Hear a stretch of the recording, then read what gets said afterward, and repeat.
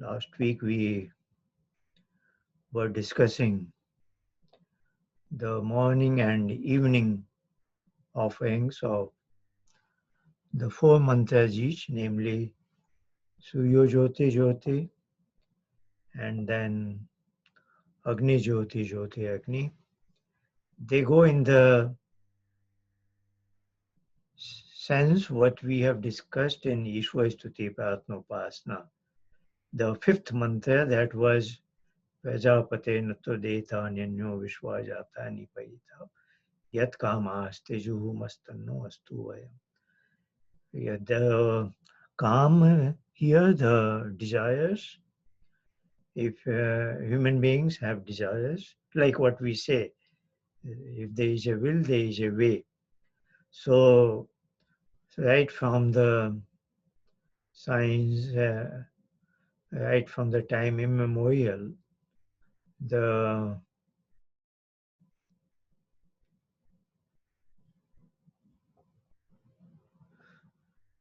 human beings did not accept the darkness after the sunset. They wanted to have some fire, some sort of source of light, and that's why we invented the fire. The mechanism, probably the very first time in the early days of humanity, they must have picked up two pieces of wood and rubbed one against another, and that friction gave rise to the fire. So that is what is Agni. That fire in Samhita is already there due to the sun, and that is due to the supreme Agni. So that sequence we have discussed at length, and here it is just to point out that what we have discussed, the dynamism of the human life, that's what corresponds to the morning offerings of Surya Jyoti and the evening offerings of Agni Jyoti. And here we acknowledge the sense of humility that the third one is in silence, that we are supposed to contemplate deeply, that actually we haven't done anything, just causing that friction. But the fire was within the wood, within the Samhita, is it not? So it just has appeared now. So what was in sort of there was a covering, and now that cover has been removed, and the inbuilt fire within that Samhita has now taken an appearance. Then we can discuss the again four mantras, and that is a common factor, 3 plus 1, 4. So we see again here 3 plus 1, 4, like in the past, right? Even in Aditi Anumanyaswa, in Jal Prasechan also, we had 3, Aditi, Anumati, and Saraswati.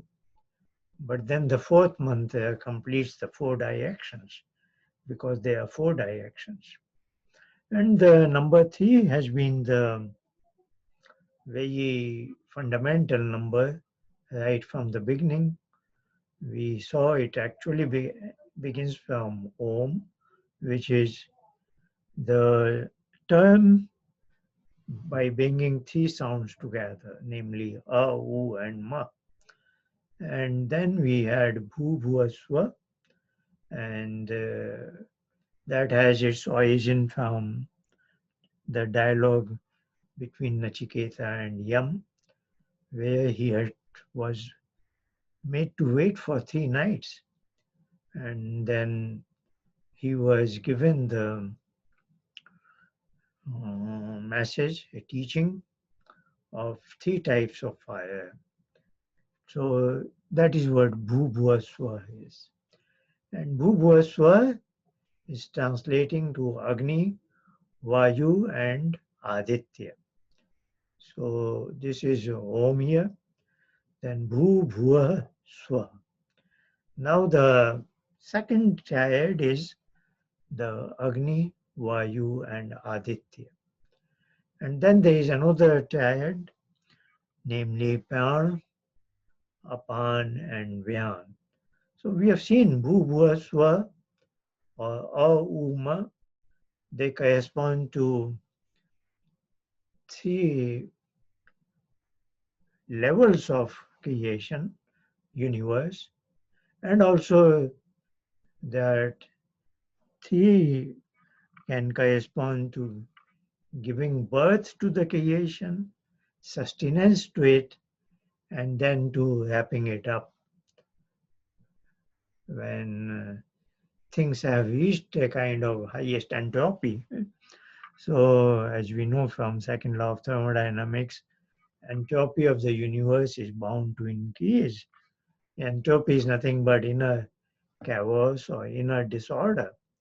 So, when that goes to a limiting case, then that supreme authority says enough is enough now, and then wraps it up or dissolves the whole universe, and then brings it back into the next cycle. So these are three functions of that supreme consciousness: giving birth, sustaining it, and then dissolving it. So number three has a number of connotations, and that are seen here in Auma, Bhuvva Swa, Agniva, Vayu and Aditya, Pran, Apan and Vyan, etc. And then fourth is kind of a bundle of three.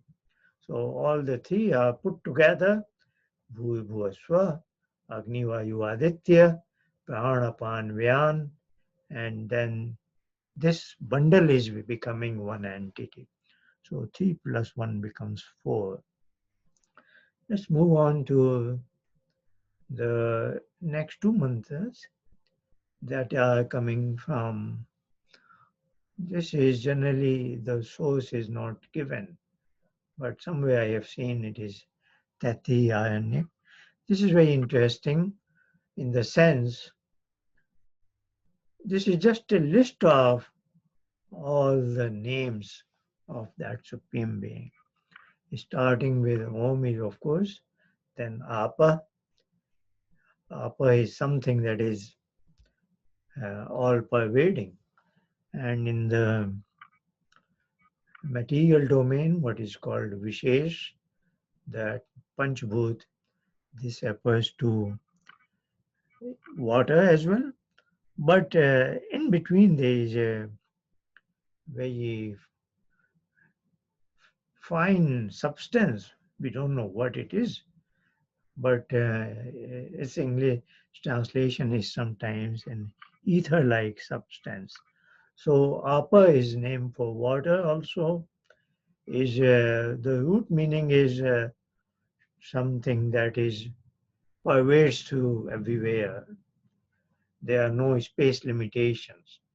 It is such a subtle, fine substance that it is everywhere. Of course, that is nobody but that supreme consciousness.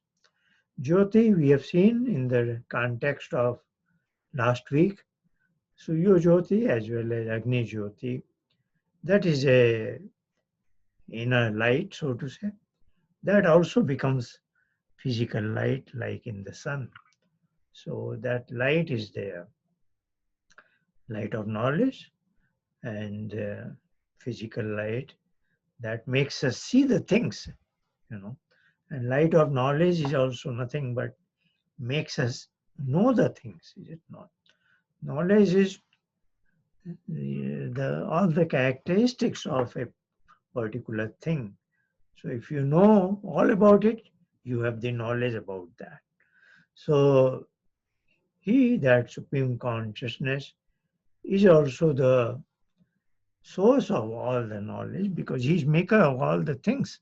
So he defines the characteristics of all the things based on his own inner knowledge. So that is what Jyoti can mean. Ras is something that tastes good, and he is the best in that what is called Ananda Swarup. So every human being, though we have all positives experiences in our day-to-day life, yet we are we have inherent sense of some sort of vacuum. Something is missing, is it not? And that's what we are after, to fill some sort of fulfillment. And we imagine there is something. Once I catch hold of that thing, then I am not seeking anything else, because that is some sort of fulfillment. And that is what is Anand, that is what is Ras, and is also not only fulfillment, it also gives me permanence also. So Amyatam. So these are all individually valid names for that Supreme Being. And when I am with her in her lap, then I taste a sense of that. And of course, a distant taste is there when I am in deep, dreamless sleep, Sushupti. Then also I am untouched by any negativity, by any pain or suffering.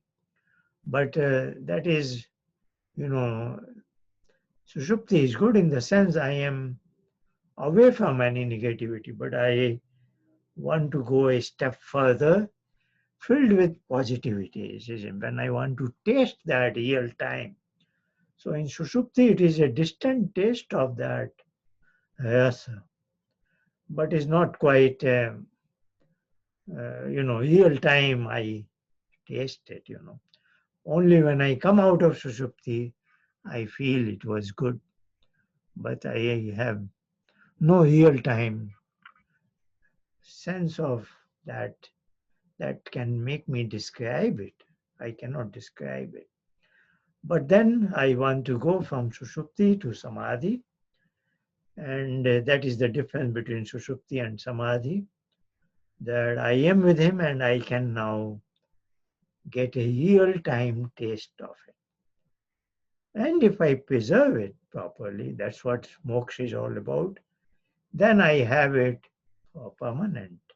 So Samadhi is a temporary for a small segment of time that I am with him, but in moksha I am seeing that he is Amritam and I also become Amritam for a very reasonable, for almost permanent, so to say. He is Brahma, he is great in all aspects. So in every dimension there is an infinity, so to say. Whether it is his kindness, whether it is his knowledge, where it is his overall grasp of the universe. So he is Om Kam Brahma. So that's what it is. And again, Bhu Bhuva Swa.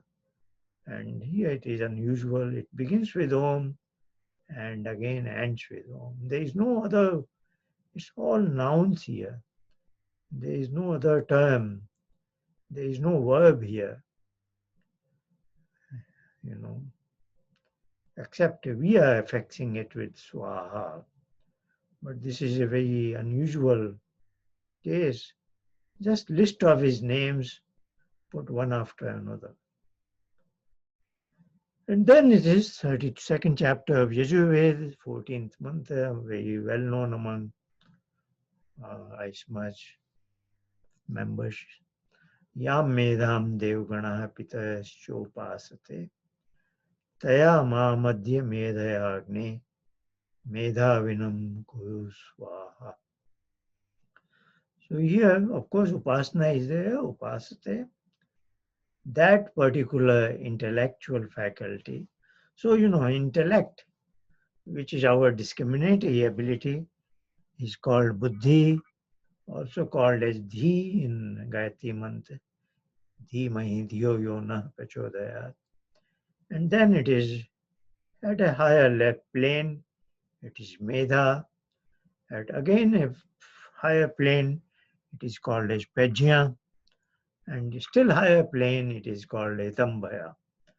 So these are, different levels of my human intellectual faculty. So this is a higher plane with that is possessed by higher level people called as devatas. So Manushya has buddhi or dhi, or devatas have medha, and also pitaya. So this higher level of indiscriminate ability is possessed by higher levels of human beings that are, so the baseline is average human being is called Manushya. And on the lower side is Rakshas, who give harm to others and take away their goodness. Manushya is one who gives and takes in equal measures. Now, Devta is one who gives goodness and takes away our pain and suffering. So basically, there are three levels. Manushya is at average. On the higher side is Devta, and the plural of that is Devgana. Now on the lower side is Rakshas. Now there are two intermediate categories between Manushya and Devta. They are called as Pitaya, and between on the lower side between Manushya and Rakshas, they are called as Gandharva. So basically it is three, Devta, Manushya and Rakshas, but if you add the intermediaries, then it becomes five. Devta, Pitaya, Manushya, Gandharva and Rakshas. Okay. Just because the word Pita is there, so we have to have five categories. Otherwise, broadly, there are three categories. So what am I saying here? That intellect, that is possessed upasate by devatas and by pitayas. So Pita is kind of, they are also noble people, but not as noble as devatas. But they are, in the sense, due to Aditi and Anumati. They are my blood relations, my mother, my father, etc.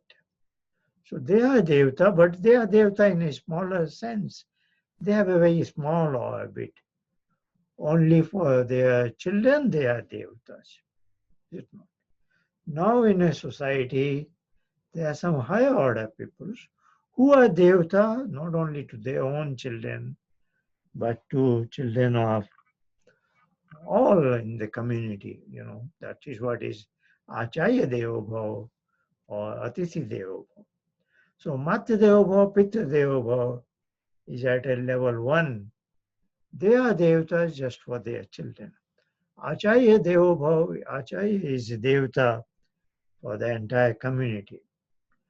He has a wider view. And Atithi Devata is still the highest level of Devata.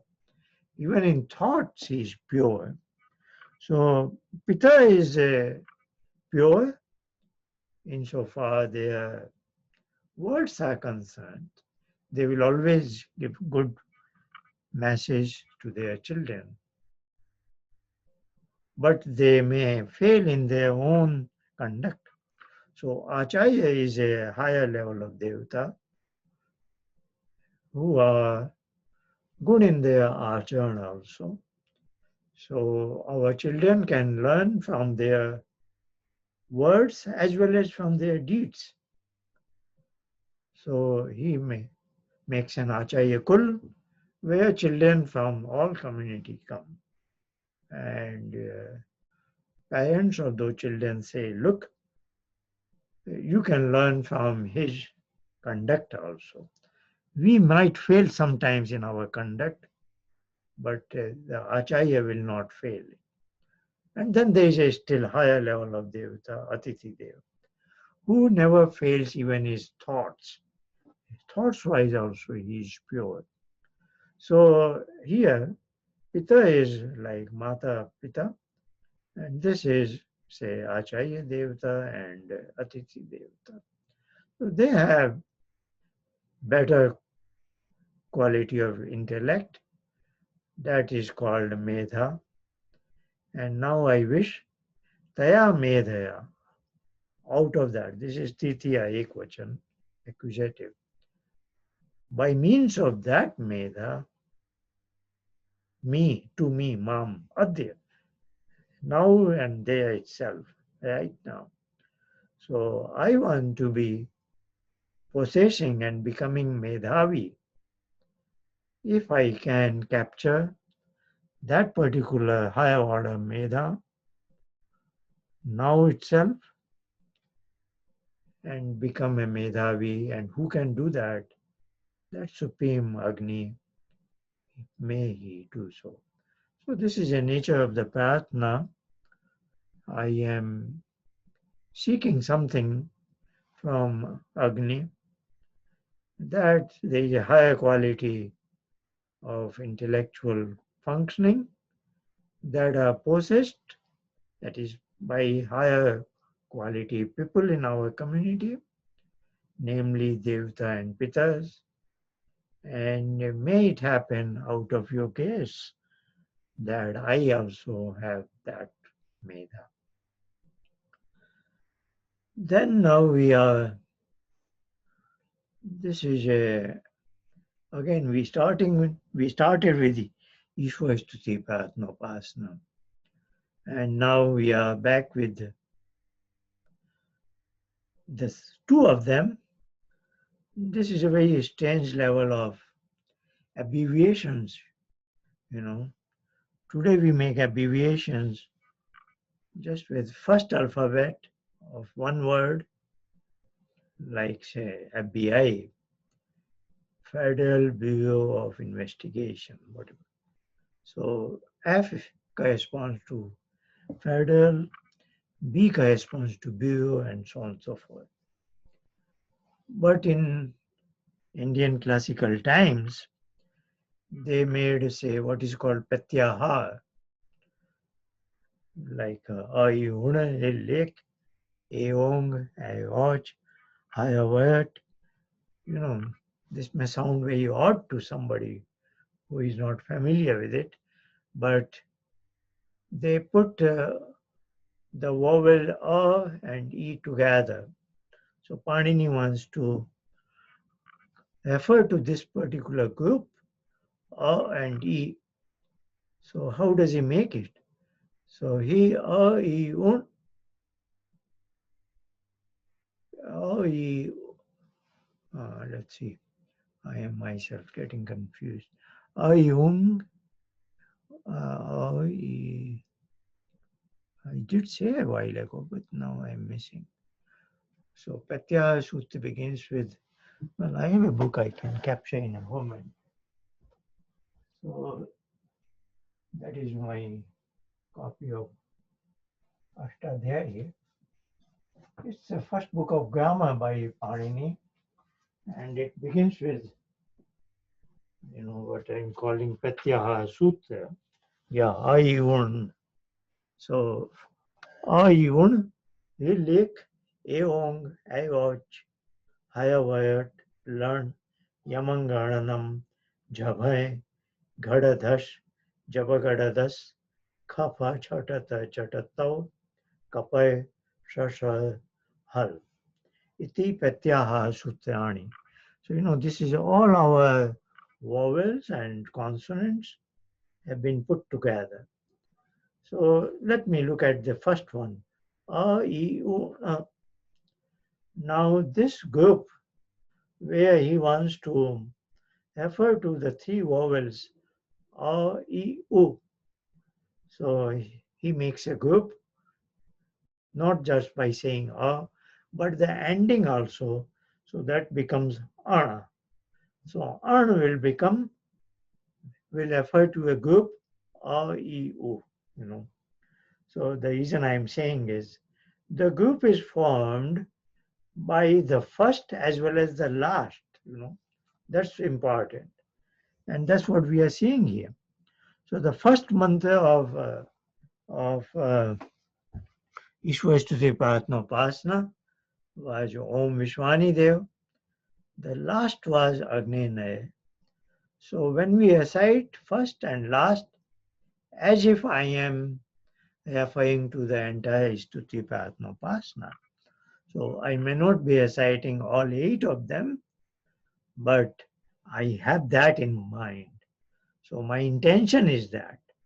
So I cut it short, of course, but in my deep within me, I am recollecting what actually I meant when I recited all 8 of them. So this is a method of abbreviation. And then we come, I think it is the last next. And then Mahishdayanand says, if you want, Jo Adhik Ahuti Deni Ho. So this mantra is this one again, Vishwani Dev, or Purvokta Gayatri mantra. So you know he gives us 2 options. You recite both of them or one of them multiple times if you wish to, if you want to give extra offerings. But formally it ends with 3 times. That's what he says. इस मंत्र से 3 पूर्णाहुति, अर्थात एक एक बार पढ़ के एक एक करके 3 आहुति देवे. So this is very short, simple. Sarvam vai purnam swaha. As if I want to dedicate myself fully. And I say it 3 times. Maybe you can take it as body, mind, and soul, so to say. So, but Purn means all of me, total of me. So I want to dedicate myself for what this Agnihotra, what this Devyajna, whatever it means, I want to, because it means nothing but, as we recited, Ayantid Mahatma. So there we said that I want to give my soul, treat it as one Samhita. And so, you know, the idea of Yajna is an organized effort where one and more people are involved for the benefit of others without expecting anything in return. So it's a yajno shashtamam karma. So it is a noble action. It is of highest order because I don't have any personal benefit in mind. And Paramatma's abhikaram is yajnakaram.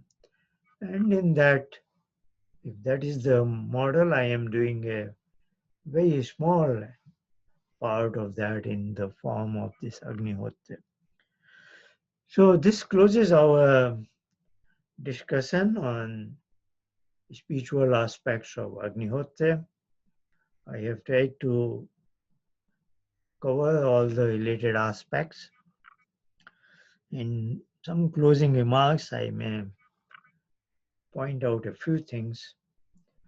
One thing I want to say is in the golden period of Ismaj, there were a number of Ismajes founded in the lifetime of Maharishi Dayanand, because the first one was founded in 1875 in Mumbai and he died in 1883. So in intervening 8 years, when he was extensively traveling, there are I don't have exact number, but it will be, I will say, in the range of 50 to 100, I will say. Some of them might be in present Pakistan and they might have discontinued. They don't, even Lahore probably. So in Western Punjab, ice march was very dynamic, and there must have been many ice marches formed in this period of 1875 to 83. But we cannot count them now. Pakistan is now an Islamic country, and they must have finished them. They don't have regards for anything non-Islamic, and they cannot understand ice march as a secular universal principles. In their eyes, ice march is just a Hindu religious sect, so to say. So we cannot expect them. So let's look at the other parts of India, that is present India, divided India after 1947. I would say, I wish I knew the number, but I will say there must be 50 to 100 Samajes. Like in Agra, I know because I hail from Agra. Samaj Hinki Mandi, that is oldest Samaj in Agra, that was formed before 1883. So there are a number of cities and towns Samajes must have existed. They must have been very prominent at that time. For example, Samaj Meerut, and there were many places where like Farrukhabad, he visited 7 times in his lifetime. So some some occasions after 1875. So there must have been many of them. The reason I am saying it is the the weekly congregation in his lifetime and even afterwards for quite a few decades in prominent Samajes consisted of bhajan and pravachan, one after that in sequence, or maybe Samuhik Upasana with Sandhya Mantra. But it did not include the Havan that we know today. Today, Havan has become, Agnihotra has become an integral part of Aishmaji weekly assembly. But I am trying to draw your attention to the fact that Havan was not part of Aishmaj satsang, weekly satsang in the days of Maharishi Dayanand. It may sound a bit ironical because throughout these 21 sessions we have discussed the spiritual aspects of Agnihotra, and today I am reminding that Havan Agnihotra was not an integral part of Arya Samaj Satsang in the golden period of Arya Samaj movement. What I am trying to say is, of course, it makes me feel bad, but I must say it, that the way Havan has found the prominence within Arya Samaj is a matter of, I will say, is a matter of pain for all those who have deep love for Maharishi Dayanand's mission. That's the ironical part of it. What I am saying, on the one hand, I said Agnihotra is very spiritual thing, and then I am saying is this is a this may, and I can, as I see nowadays, it is a cause of downfall of Arya Samaj indeed. So we have to understand why I am saying it. There are two aspects of Agnihotra. One is spiritual understanding, and one is ritualistic. So it is very much within the part and parcel of Panch Mahayajna. So we all, every householder is expected to perform it morning and evening. Just like Brahmyajna Upasana, Ishwa Upasana, the in the same manner. So in the morning, one does Ishwa Upasana and then Agnihotra. And in the evening, he is expected to do Agnihotra, then it ends, and then one does the Ishwa Upasana. So this is what Panchamahayajya is meaning. And of course, Pityayajya, Baliveshwar Devayajya, Atithi Yajya also have their importance. Now, what has gone wrong with the Agnihotra and why common people in Ismaj have missed the whole message of what it should have been. So today, as things stand, in Ismaj assembly, common people are looking at Agnihotra as almost like a Murti Puja, as if the physical fire is the center of our attention from in all this sense that that is the central figure, the fire, and people as around it are offering certain things, ghee and the herbal substances. The purpose of that is, to purify the air, etc. But it is offered as if you will earn some punya out of it. So there is a kind of competition. There is a more number of people want to come in the front line and offer all this. So firstly, they even kill the very purpose of air purification because generally the substance in such a large quantity that fire cannot digest. There is a size of fire, and based on that, it has certain appetite.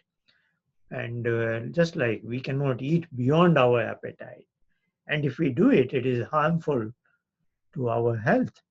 So we don't get energy. On the other hand, we are wasting the energy and also harming our physical health system, body system. So in the same manner, the fire in the Havan Kund, its size corresponds to how much of ghee and samagri it can vaporize, it can consume, so to say. And if you put in more than that, then you are, even from the physical environmental point of view, it is becoming a source of pollutant now. So at that level, you are harming the very purpose of it. And your thought, your ideas that by putting in a ahuti, I get some kind of a punya, that is a senseless idea. That is not, that kills the spiritual part of it. So what we have discussed throughout this course of 21 sessions, we wanted to highlight the spiritual aspects of Agnihotra, which assumes that you are doing Agnihotra in a proper manner as your Pancha Mahayajna in your household, is it not? So if in your own household you are doing twice a day Agnihotra properly and not making it as a source of pollution, and then while you are doing it, say 15-20 minutes, your mind is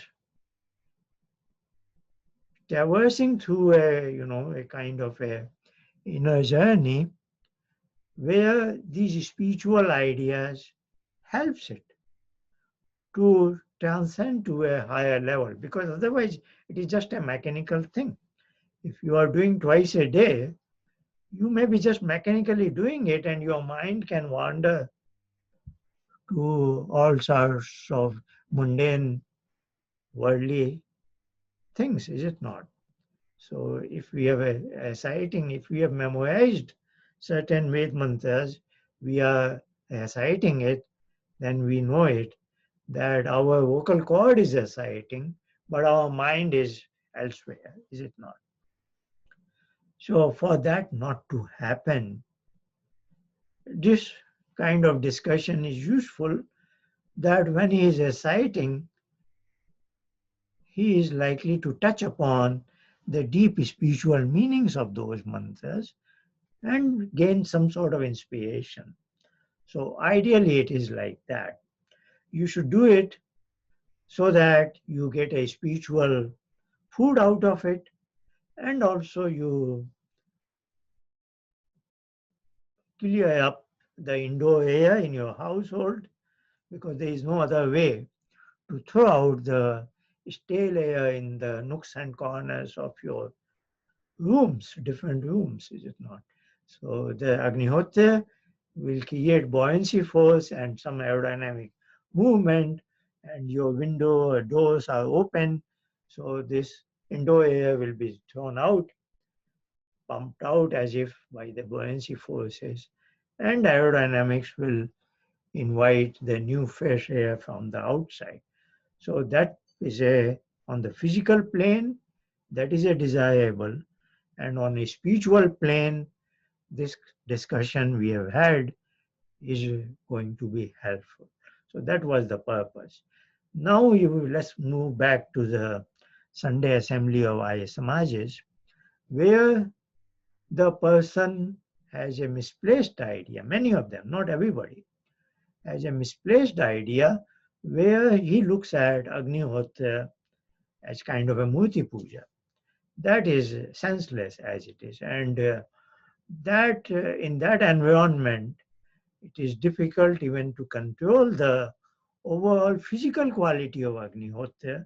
And that's what I mentioned, that it may become even source of pollutants, is it not? So let's now discuss what can happen next. How can we improve the situation? Of course, ideally, I would say that an Arya Samaj Havan should not be integral part of the Sunday weekly assembly. And I gave you the, it was not there. Yeah, there is a instruction from Maharishi Dayanand in his writings, and he says bhajan and pravachan. And at most, you can begin with the day with some sort of sandhyopasana. There is absolutely no mention of Havan by him in the Sunday weekly assembly of Arya Samajas. Now, when and how it has entered in, that is a matter of concern for all of us. And that is the challenge we have. That's why I said it may sound ironically that we are looking at the positives of the Agnihotra, and we are saying that it should not be part of the Sunday weekly assembly of Arya Samaj because of multiple reasons. One is, I have already said, it encourages people who are not much aware of Vedic principles to look at it as a Murti Puja, Jad Puja, and so on, as if we are worshipping fire. Indeed, that has entered so deeply in the Hindu community that even if you talk about our Vivaha Sanskar, you know, people are likely to say that we took certain vows in front of fire. So as if fire is the witness and the husband and wife took certain vows. So they are looking at the fire as an entity that is very pure or something like that. Fire is just a physical fire, and that cannot witness the vows you have taken, is it not? Of course, we know and we have discussed at length different aspects of the word Agni.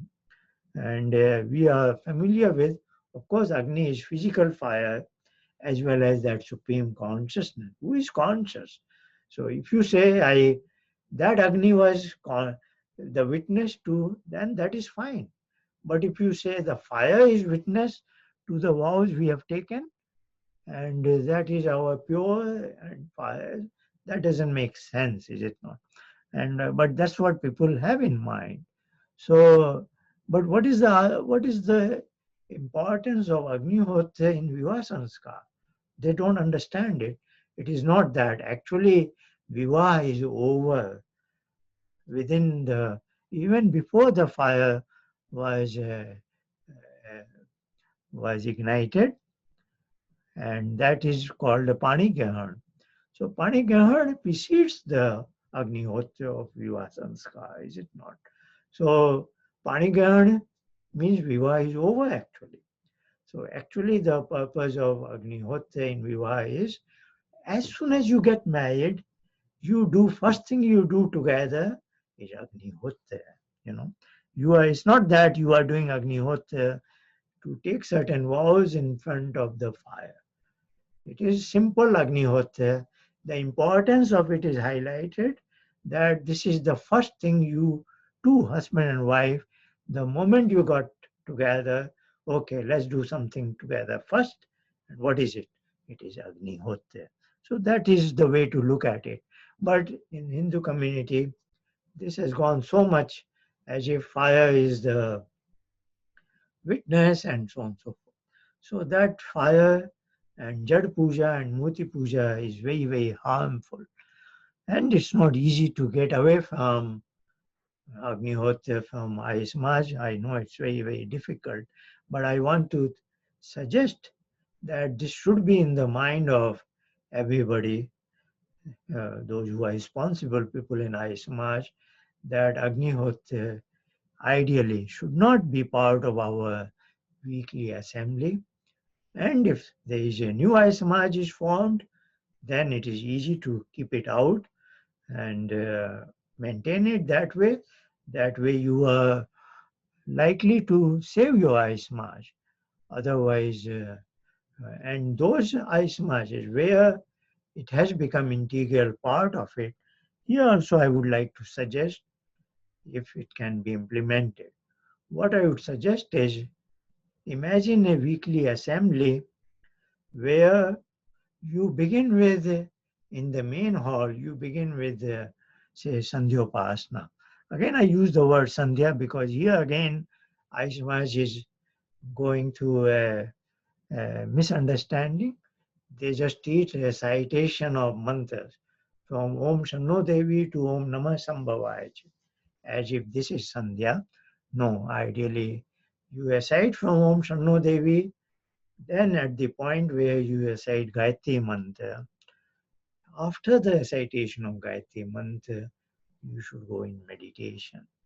Maybe just for 5 minutes, but you must do some meditation. After that, you say, Hey Ishwar Dayanidhe, then Om Namah Shambhavaya.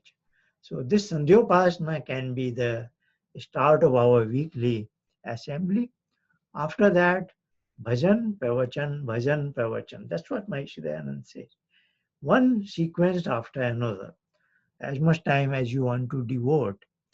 Now, as I was saying, in the present Arya Samajas where Havan is integrally part, what they can do is, along in parallel with the Sandhyopasana in the main hall, in an annex or in Yajishala, wherever it is, one may do the parallel Agnihotra.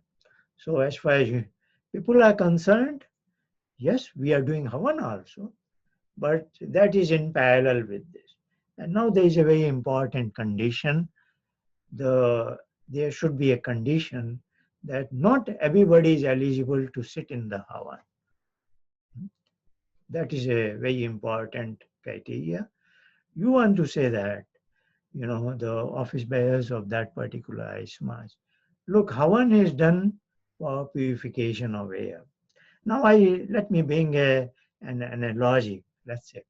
Let's say there are some volunteers in Ismaj who come before the assembly and who do some sort of cleanup. They sweep the floor and they use vacuum cleaning or whatever it is. So they are nice volunteers who does who do cleanup before the Sunday assembly. Let's assume if you don't have a hired help, then this is something very likely possibility. Now just imagine such a volunteer or group of volunteers who take the responsibility of clean up of Ismaj Hall before the general public arrive. Now, can you imagine? They haven't, they don't bother about clean up in their own homes. If somebody doesn't do vacuum cleaning at his home, but wants to volunteer as to do vacuum cleaning in the ice march, I'll say that is a hypocrisy, is it not? So you want to do both at home as well as at ice march, is it not? And that is a balanced way of life.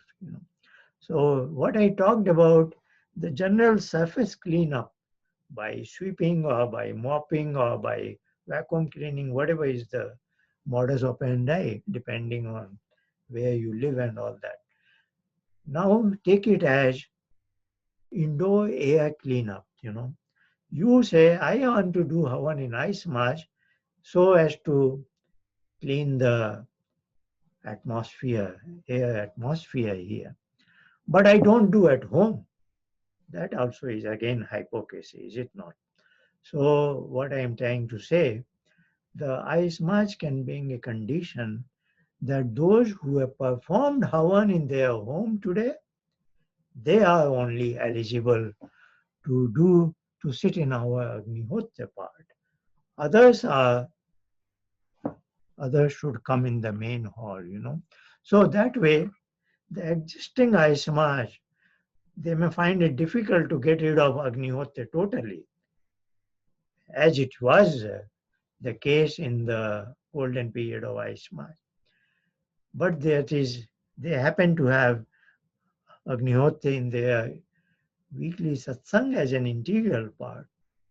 For them, my suggestion is make it a parallel event. One is in one area, you in one room, say you have two rooms or two locations, two spaces, whatever you call it. In one location, it is Sandhyopasana for say 30 minutes or so, 30, 25, 30 minutes or so. And in that same 35, 30 minutes duration, in another room, you are doing Agnihotra. And then let everybody know very clearly. Only those people are allowed to sit in Agnihotra who have done their Agnihotra in their home this morning.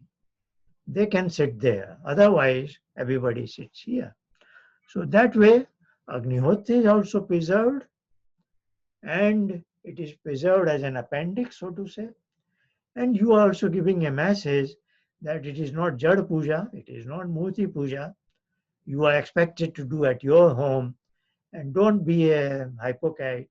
You don't do cleanup in your home but want to do at iSmaj.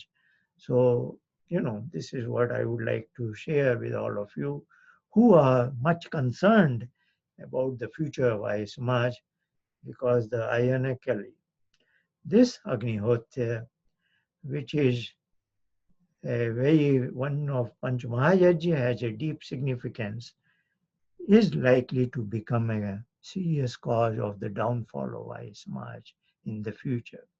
So I am not against Agnihotra, please don't misunderstand me.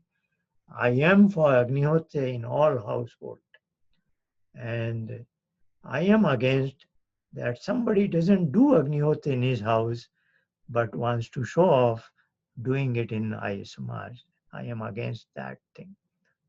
Thank you very much for your attention and I hope it helps you to go through this series of which are also on YouTube channel so anybody can see it anytime of convenience. Again, thank you very much, particularly the person who suggested me and who wanted me to, you know, take this up in this particular manner. Thank you, everybody.